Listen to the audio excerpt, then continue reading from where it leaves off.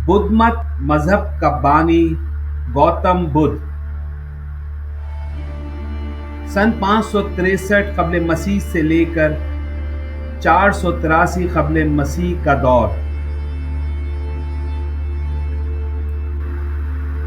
बुद्ध मत मजहब के बानी गौतम बुद्ध का असल नाम शहजादा सिद्धार्थ था।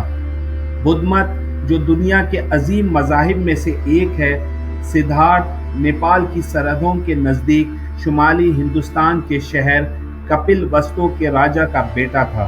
उसकी ज़ात गौतम और कबीला शाक्य था।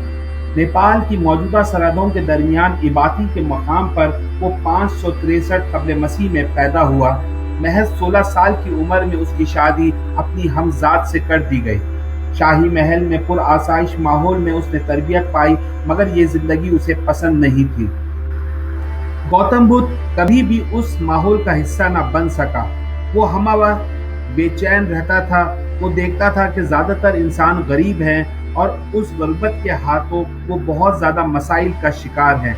यहाँ तक कि उम्रा में भी मायूसी और उदासी का उनसर मौजूद है और वो भी नाखुश रहते थे। उसके अलावा हर फर्द बीमार होकर मर जाता है।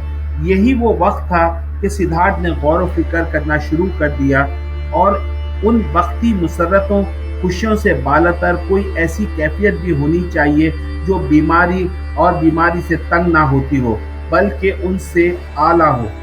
अपने बच्चे की पैदाइश पर गौतम ने फैसला किया कि वो अपनी इस दुनिया से दूर चला जाएगा और सच्चाई की तलाश के लिए गौर व खौस करेगा और ख़ुद को उसके लिए वक्फ कर देगा।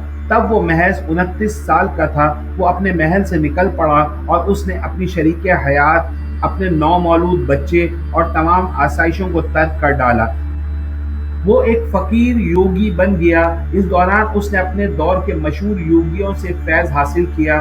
उनके अफ़कार और नज़रियात को मुकम्मल तौर पर समझने के बाद उसने इंसानों के गैर इत्मीनान बख्श मसाइल के अपने हल वज़ा करना शुरू किए। आम तौर पर यह ख्याल किया जाता है कि एक आला पाए का जहन सच की राह हमवार करता है। इसी सोच के पेश नज़र गौतम बुद्ध ने भी एक योगी बनने की साई की। कई साल तक वो मुसलसल फाका कशी करता रहा और खुद अजियती के मराहिल से गुजारता रहा। आखिरकार उसे ये ज्ञान मिला कि जिस्म को इस तरह अजियत देने से जहन वसवसों का शिकार हो जाता है। इसीलिए ये तजुर्बा उसे सच तक ना ले जा सका। चुनाचे उसने फाका कशी तर्क करते हुए फिर से खाना खाना शुरू कर दिया। उसने फिर से तन्हाइयों को इख्तियार किया और इंसानों के होने के मसाइल पर गौर व फिक्र करना शुरू कर दिया। आखिर एक शाम जब वो एक दो कामत इंजीर के दरख्त तले बैठा था और ज्ञान में डूबा हुआ था, तभी उसे उस चेस्तान के सारे टुकड़े यकजा होते हुए महसूस हुए। सिद्धार्थ ने वो पूरी रात एक सोच में गुजारी।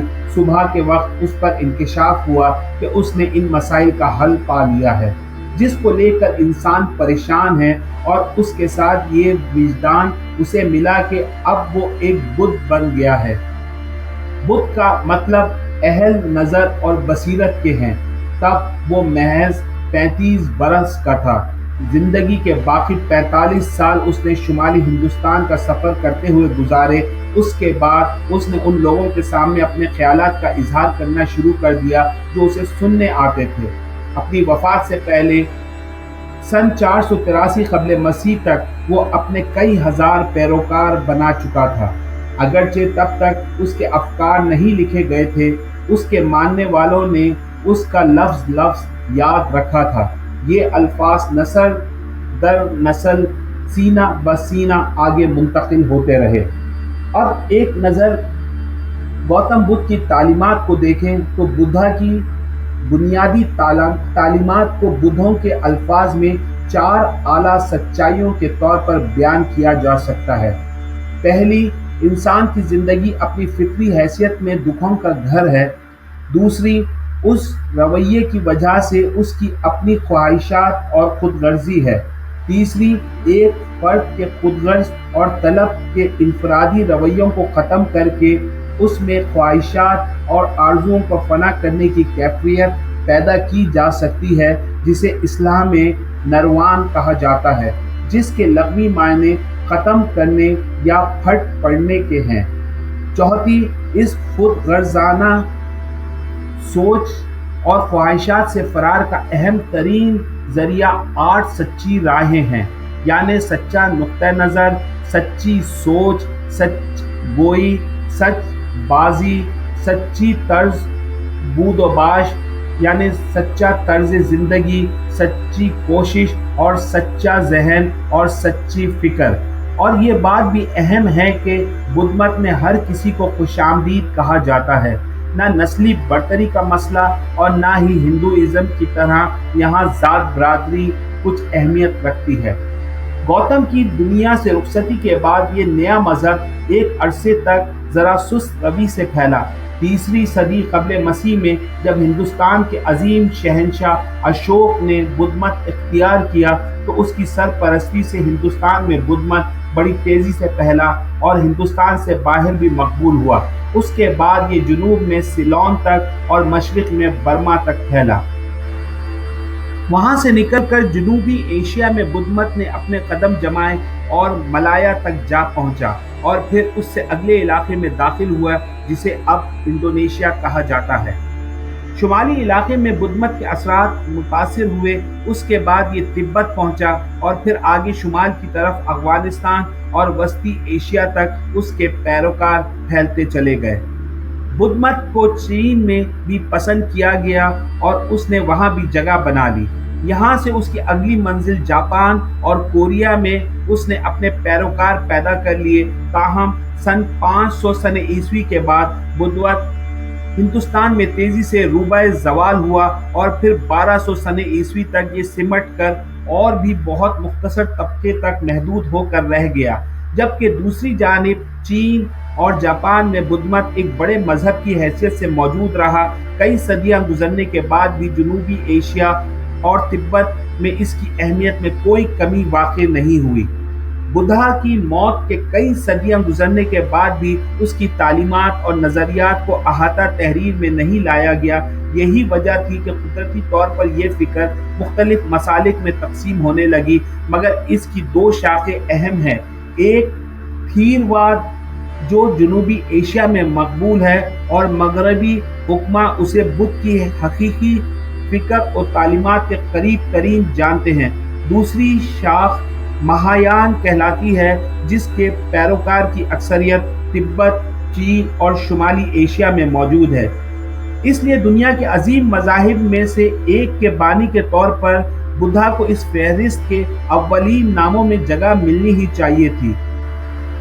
دنیا بھر میں اس وقت 200 ملین بدھ مذہب کے پیروکار موجود ہیں، جبکہ اس کے مقابلے میں مسلمانوں کی تعداد 500 ملین اور مسیحیت کے پیروکاروں کی تعداد 1 بلین سے بھی زیادہ ہے، جس سے یہ بات واضح ہو جاتی ہے کہ حضرت محمد صلی اللہ علیہ وآلہ وسلم اور یسوع کی نسبت بدھ نے کم لوگوں کو متاثر کیا۔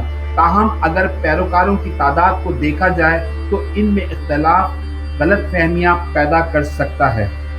بدھ مت بعد میں ہندوستان میں کیوں ناکام ہوا، تو اس کی وجہ بدھ مت کا ہندو مت کے کئی نظریات اور اصولوں کو اپنانا ہے۔ چین میں لوگوں کی ایک بڑی تعداد، بڑی اکثریت اگرچہ بدھ مت نہیں ہے، مگر وہ بدھ کی تعلیمات سے متاثر ہے۔ بدھ مت مسیحیت اور اسلام سے قطع نظر ایک بہت مضبوط امن پسند سوچ کا حامل مذہب کہلاتا ہے۔ بدھ مت ایک بہت مضبوط امن پسند سوچ کا حامل مذہب کہلاتا ہے۔ بدھ مت میں عدم تشدد کے نظریے نے کئی ملکوں کی سیاسی تاریخ میں بھی اہم کردار ادا کیا۔ اس حوالے سے یہ بھی کہا جاتا ہے کہ اگر یسوع زمین کی طرف واپس آ جائیں تو یہ دیکھ کر حیران رہ جائیں گے کہ آج کے متعدد رسومات اور فسادات جو ان کے نام پر روا رکھی گئی ہیں غلط ہے، حتیٰ کہ مسیحیت کے مسالک میں موجود خونی اختلافات اور فسادات دیکھ کر وہ خوفزدہ ہو جائیں۔ اس کے علاوہ بدھ بھی اگر آ جائیں تو حیران رہ جائیں، کیونکہ بدھ مت کے اپنے کئی مسالک ہیں جو ایک دوسرے سے اختلافات رکھتے ہیں، لیکن اس کے باوجود بھی ان خونی مذہبی جنگوں کی مثال بدھ مت میں نہیں ملتی جو مسیحیت کے نام پر یورپ میں ہوئی۔ اس حوالے سے ہم کہہ سکتے ہیں کہ مسیحیت کے ماننے والوں کی نسبت گوتم بدھ کی تعلیمات نے اپنے پیروکاروں کو زیادہ شدت سے متاثر کیا۔ اس امر میں بھی کوئی دو رائے نہیں کہ گوتم بدھ اور کنفیوشس جو ایک چینی فلاسفر تھے نے یکساں طور پر دنیا میں اپنے اثرات مرتب کیے ہیں۔ دونوں ایک ہی دور میں سامنے آئے اور ان کے پیروکاروں کی تعداد میں بھی کچھ زیادہ فرق نہیں ہے، اور کنفیوشس کے مقابلے میں گوتم ایک درجہ زیادہ دینے کا فیصلہ بھی اسی بنیاد پر کیا کہ اول چین میں اشتمالیات پسند کی ترقی نے کافی حد تک کنفیوشس مت کے اثرات کو کم کرتے کرتے ختم کر دیا تھا۔ دوسرے، کنفیوشسزم چین سے باہر زیادہ تیزی سے پھیل نہ سکا، اس لیے اس تاریخی حقیقت کی بنیاد پر ہم یہ کہہ سکتے ہیں کہ اس نے چینی عوام کے رویوں کو زیادہ شدت سے متاثر نہیں کیا تھا۔ دوسری جانب گوتم بدھ کی تعلیمات بھی کسی حوالے سے سابقہ ہندوستانی فلسفے کا پھیلاؤ نہیں تھی۔